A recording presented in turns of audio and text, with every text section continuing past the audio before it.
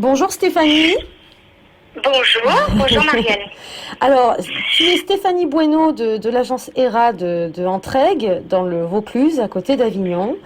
Tu vas nous expliquer un petit peu d'où tu viens, ton parcours et surtout comment tu as fait pour en arriver là, c'est-à-dire à créer ton agence, co-créer ton agence, il y a maintenant, je crois, 2 ans, hein, si ma mémoire est bonne. 3 ans. 3 ans, 3 ans. On a fêté Déjà, nos 3 ans. ça va vite. Alors, donc, je me présente, Stéphanie Bueno, je viens d'avoir 47 ans. Je suis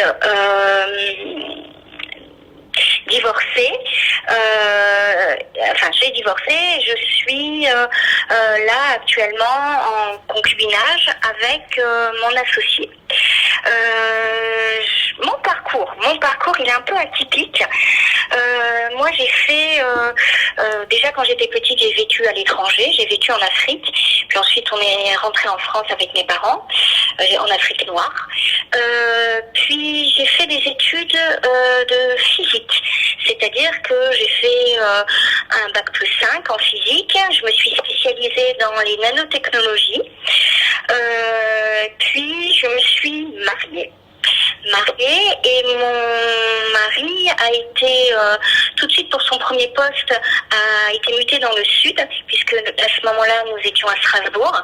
Il a été muté dans le sud et ne trouvant pas de travail, puisque moi j'avais fait vraiment une spécialité très pointue, ne trouvant pas de travail, j'ai refait une école de commerce où j'ai fini major de promo. Et Bravo. quand on finit une école... Allô ?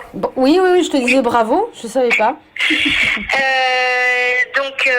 Quand on finit major de promo dans ce genre d'école, on a tout de suite du travail. J'ai commencé tout de suite. Je suis pas passée par le chômage, j'ai commencé tout de suite. Et pendant à peu près 15-20 ans, j'ai toujours travaillé dans la vente.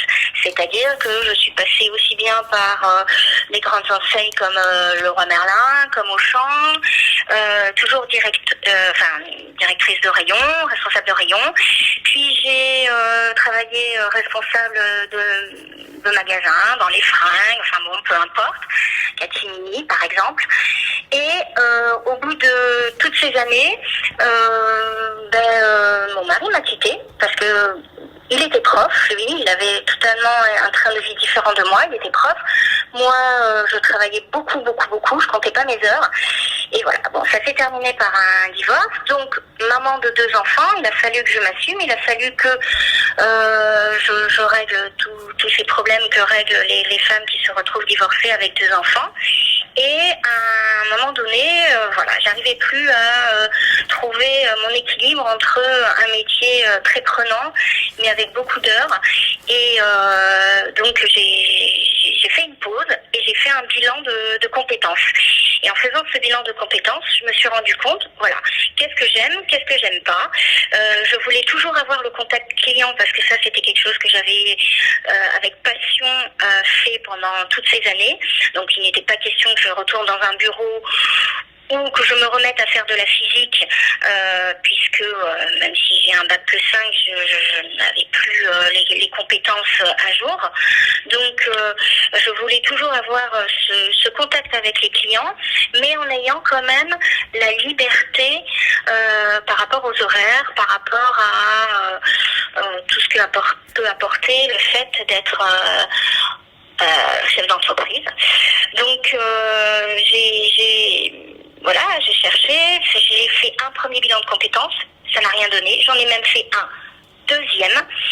Et comme entre-temps j'avais rencontré celui qui est devenu mon compagnon actuel, et lui était agent immobilier déjà depuis pas mal d'années, je me suis dit, après tout, c'est là où il y a eu le déclic, je me suis dit, parce que moi je voulais être chef d'entreprise, travailler pour moi, enfin, arrêter d'être salarié et travailler pour les autres, vu que je suis quelqu'un de vraiment qui a une conscience professionnelle, donc je travaillais beaucoup, je comptais pas mes heures, mais bon, quand on est salarié, on n'est pas récompensé par rapport à ça.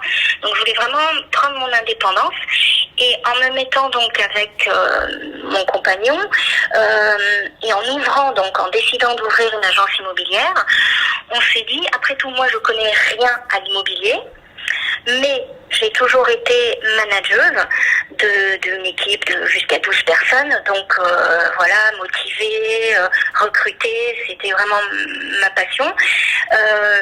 Lui n'avait, à l'inverse, toujours fait de l'immobilier, mais il n'avait jamais dirigé une équipe.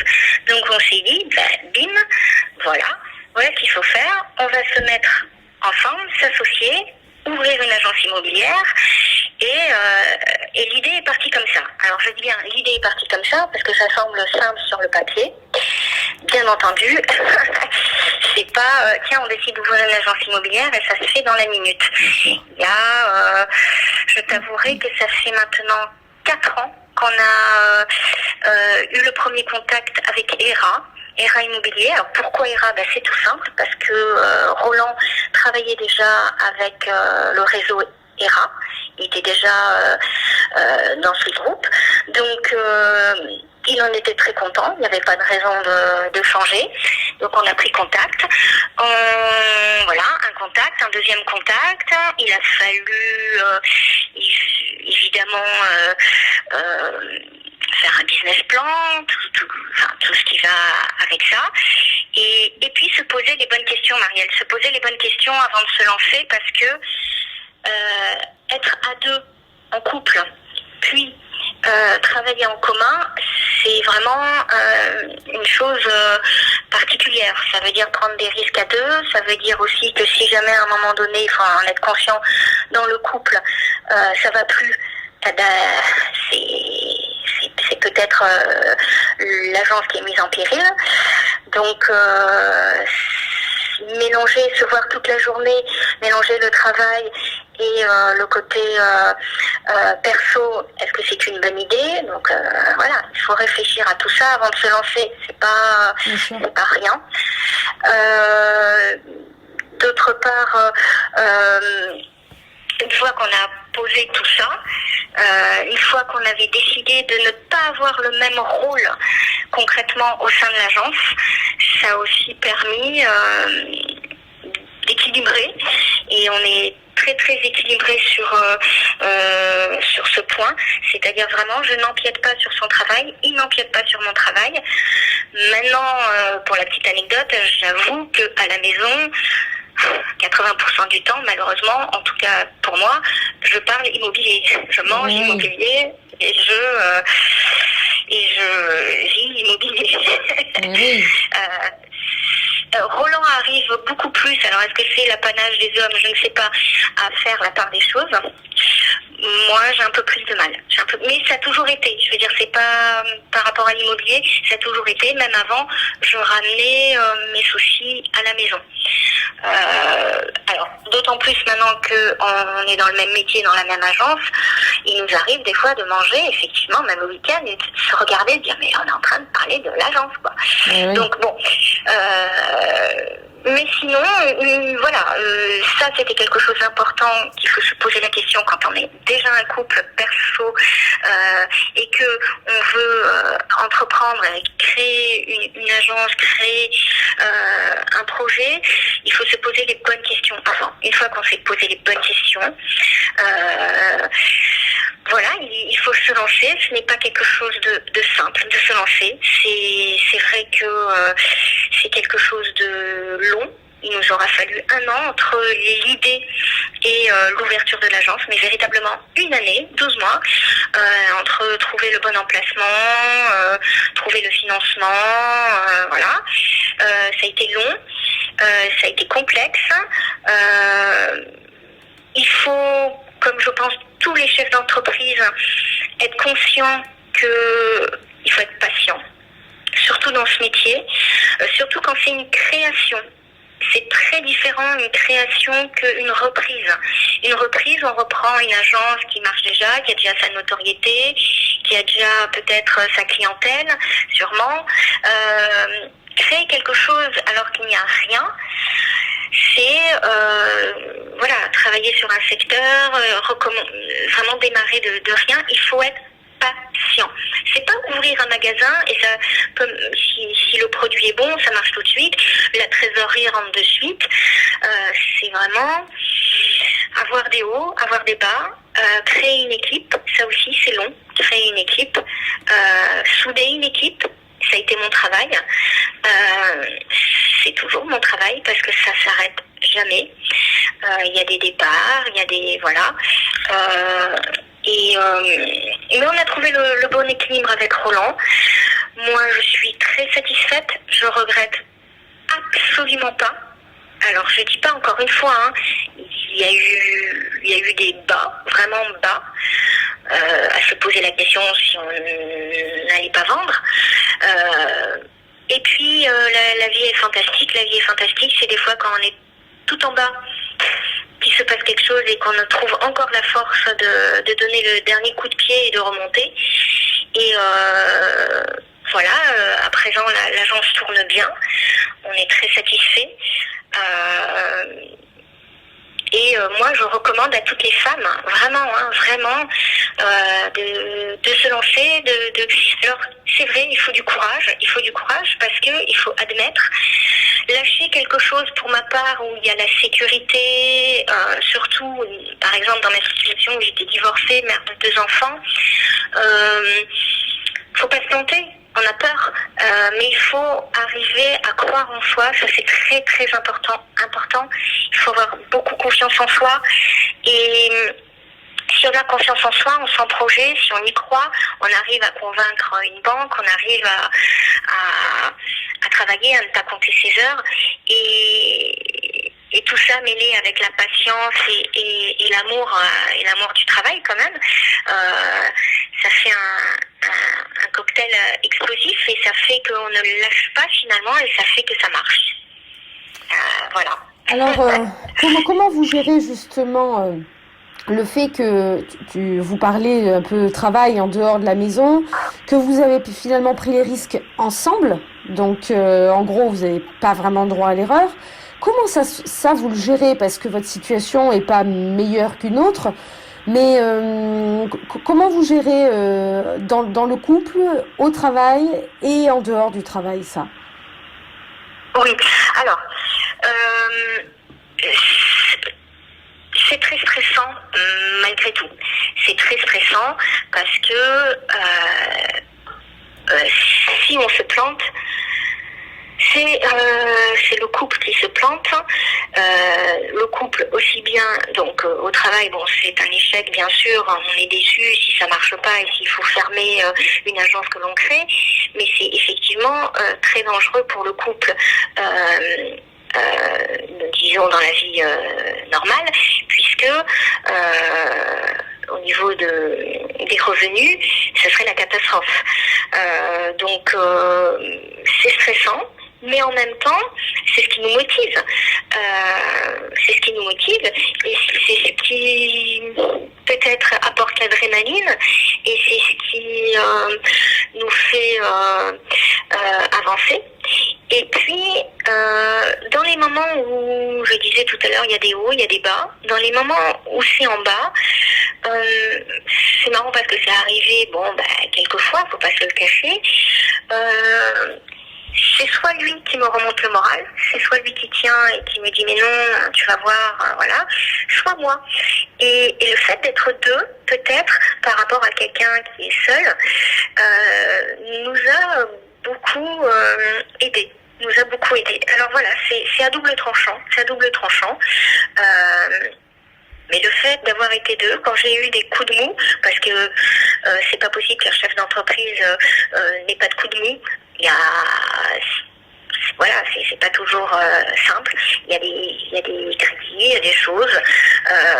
Donc le fait d'avoir été à deux sur ce projet, ça nous a aidé, puisque l'un remontait le moral de l'autre.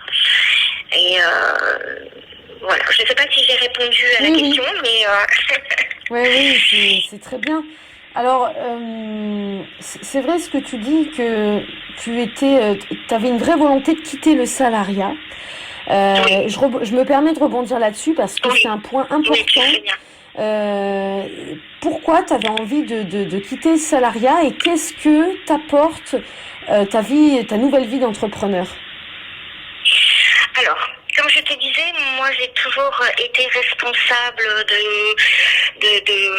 dans diverses sociétés comme Capgemini ou autres. Et quand tu es responsable d'un magasin, donc salarié, je faisais des heures, je travaillais beaucoup, on te presse pour le chiffre, on te presse pour plein de choses. Mais malgré tout, dans ce genre de société, des grands groupes, tu es pressé, tu travailles beaucoup, tu donnes beaucoup, mais tu n'as pas l'impression que parce que tu travailles plus, ton salaire augmente. Oui. Ton salaire n'augmente jamais, ou quand tu demandes une augmentation, c'est 1%. Ah tiens, tu as eu 14 € de plus cette année, contente-toi, tu es sûrement très heureuse. Et ça, ce côté également... il faut fermer le magasin à telle heure, il faut travailler tous les samedis. Pendant 20 ans, je n'ai eu aucun samedi quasiment. C'était très très important. Les samedis, les mercredis également, je n'en avais pas. C'était le jour où je ne pouvais pas prendre. Donc maman, 2 enfants, comme je te rappelle ma situation, c'était compliqué. Et puis je voulais tout simplement aussi, pour moi, c'était quelque part avoir cette liberté que j'ai aujourd'hui, aussi bien dans les horaires que dans beaucoup de choses, qui fait que je ne reviendrai plus. Alors il faut jamais dire jamais, mais en arrière et revenir à un statut de salarié. Le confort que j'ai actuellement en étant chef d'entreprise et en ne donnant devant des comptes qu'à moi-même et en ayant cette liberté, d'autant plus dans le métier de l'immobilier, où on peut faire ses horaires un petit peu comme on le souhaite, malgré tout, s'organiser, pas prendre un rendez-vous à telle heure parce que il faut accompagner le fiston chez l'orthodontiste, c'est évident que c'est quelque chose qu'il faut prendre en compte. Et puis, j'étais arrivée à un moment de ma vie, où quand on a travaillé 15-20 ans comme ça, qu'on a fait le tour, parce que j'avais beau changer, j'ai beaucoup changé vers la fin de cette période. Je changeais beaucoup d'enseignes en me disant, en changeant d'enseigne, je vais avoir mieux, mais non. En fait, on fait les mêmes choses. Si on vend pas des jeans, on vend ensuite des robes, on vend c'est toujours la même chose. Et finalement, on en fait très vite le tour. Et une fois qu'on fait le tour, on se rend compte qu'il faut qu'on change complètement et de statut et de métier. Et arrive à un moment donné de sa vie, le moment où on se dit, c'est le bon moment. C'est maintenant. Si je le fais pas maintenant, après, il sera trop tard. Avant, c'était peut-être pas le bon moment. J'avais peut-être pas assez d'expérience. Mais là, c'était le bon moment pour moi. Donc, j'ai pris la décision de faire ce bilan de compétences. Faut pas faire n'importe quoi non plus, puisque être chef d'entreprise, il faut pas faire n'importe quoi, faut pas se lancer à la légère et dire tiens, j'ouvre un restaurant. Il faut vraiment tout bien mesurer. Et ça m'aura permis, à ce moment-là de ma vie, je me suis posé les bonnes questions. Et après, il y a aussi peut-être le facteur, comment on peut appeler ça, chance, le facteur hasard qui a fait que dans ma vie, j'ai rencontré mon nouveau compagnon. Et lui aussi était à un stade de sa vie où, toujours à ce niveau, il avait envie d'évoluer. Et on s'est regardé, ça a été évident. Ouvrons notre propre agence et lançons. Donc aujourd'hui, tu y trouves une satisfaction, d'après ce que je comprends, complète et épanouissante, contrairement à ta vie d'avant. Ah oui, ça n'a plus rien à voir. Je n'ai pas cette sensation d'avoir, alors à l'époque on appelait ça des responsables régionales qui venaient, les résultats ne sont jamais assez bons, les clients ne sont jamais assez satisfaits, cette pression qu'on a tous, que j'avais toujours eu à un moment donné quand je travaillais dans la grande distribution à Leroy Merlin, que j'étais responsable du rayon salle de bain à Leroy Merlin. Travailler dans ce genre de groupe, c'est une pression d'enfer. Et là, je n'ai pas. C'est une pression qui existe toujours, mais totalement différente. Ce n'est pas par la hiérarchie, c'est c'est une pression plutôt qu'il faut que ça marche, mais je me sens plus, c'est vraiment dans mes mains, c'est vraiment mon travail, c'est totalement différent. Et là, je suis le matin, je suis heureuse de me lever. C'est totalement différent. Je suis heureuse de me lever pour venir à mon travail, venir voir mes collègues, parce que actuellement j'ai une équipe fantastique et il y a une très bonne cohésion, et je ne suis pas arrivée à former cette équipe en 5 minutes. Donc je suis très fière de mon équipe, je suis très fière de tout ça, et ce n'est que le début, parce que 3 ans après l'ouverture de l'agence, ce n'est que l'infime début de quelque chose que je vois à long terme comme une belle réussite. Voilà. Quel conseil justement tu donnerais à ces femmes qui nous écoutent ou qui vont nous lire?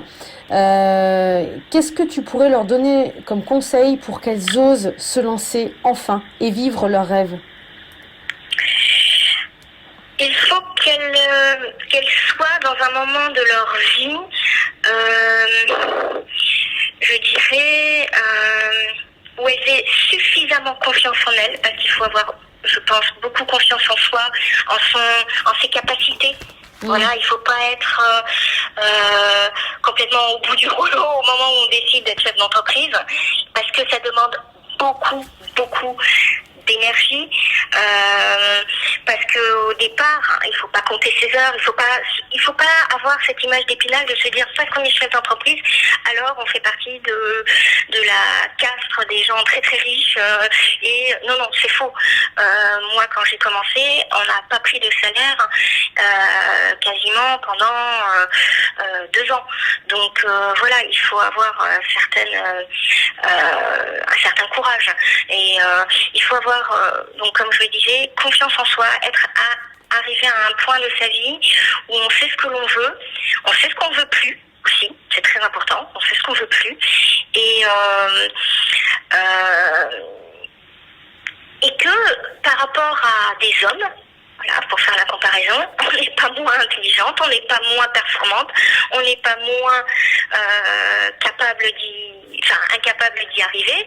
Et donc, non, il faut se lancer, il faut faire le pas, même si ça fait peur. Alors la peur, c'est pas toujours un sentiment qui est négatif, hein, ça peut apporter beaucoup de choses positives, mais même si ça fait un peu peur, il faut avoir le courage de se lancer, parce que après, quand ça marche, on peut être fier de soi, et vraiment devant un miroir, être fier de son parcours, être fier de ce qu'on a fait, et ça c'est très important. Eh ben, c'est un très joli mot de fin, je trouve, parce que tu résumes assez bien l'entrepreneuriat, qui finalement, même si ça peut faire peur, derrière ce qu'il y a, c'est tellement énorme en termes de challenge, d'accomplissement de soi, de fierté, il y a rien de plus galvanisant que ça, et je trouve que la comparaison avec ta situation professionnelle d'avant et ta situation actuelle le prouve, donc ça donne envie. Oui, c'est vrai que quand je dis la peur, c'est pas qu'il faut pas avoir conscience, il faut avoir conscience du risque, bien sûr, hein, mais il faut pas que ça nous enlève la peur d'y arriver, et il faut vraiment il faut pas que cette peur nous freine. Il faut pas que cette peur nous freine et nous bloque. Et une fois qu'on a compris ça, parce que même actuellement, hein, même au bout de 3 ans, je pourrais me dire rien n'est acquis, Marielle. Peut-être demain, dans 6 mois, je vais me planter, je ne sais pas. Et cette peur, je l'ai toujours. Alors je dirais pas que c'est de la peur maintenant, mais j'ai toujours peut-être ce stress de me planter. Mais si je l'avais pas, je dirais peut-être que je travaillerai pas aussi bien. Bien sûr. Oui, c'est l'adrénaline. Pas aussi bien, on va dire ça comme ça, parce que quand on est salarié, on a en CDI, c'est totalement différent, et quelque part, cette peur me fait avancer. Et j'avance très bien. Ben, écoute, je vous souhaite à toi et à Roland encore beaucoup d'années de bonheur, tant personnellement que professionnellement. C'est vraiment tout ce que je vous souhaite. Parce que ça fait maintenant 2 ans nous qu'on se connaît et j'ai connu tes moments de recrutement, de construction, etc. Et c'est vrai que quand on voit ton équipe aujourd'hui, on voit que vous avez fait du chemin en peu de temps. Donc c'est prometteur et ça veut vraiment dire que vous êtes bien dans vos baskets, dans ce que vous faites. Donc, oui, ça c'est vrai. Ben, bravo pour ce que vous faites et merci en tout cas pour le temps que tu nous as accordé, Stéphanie. Ah, c'est normal, Marielle. Je suis très heureuse de contribuer à ton projet et puis voilà, à mon tour de te souhaiter également bonne chance et pour ce projet, puisque toi aussi, après tout, tu te lances. Oui. Et voilà, je serais ravie de voir la concrétisation de quelque part, toi aussi. Voilà, cette création, ce nouveau projet.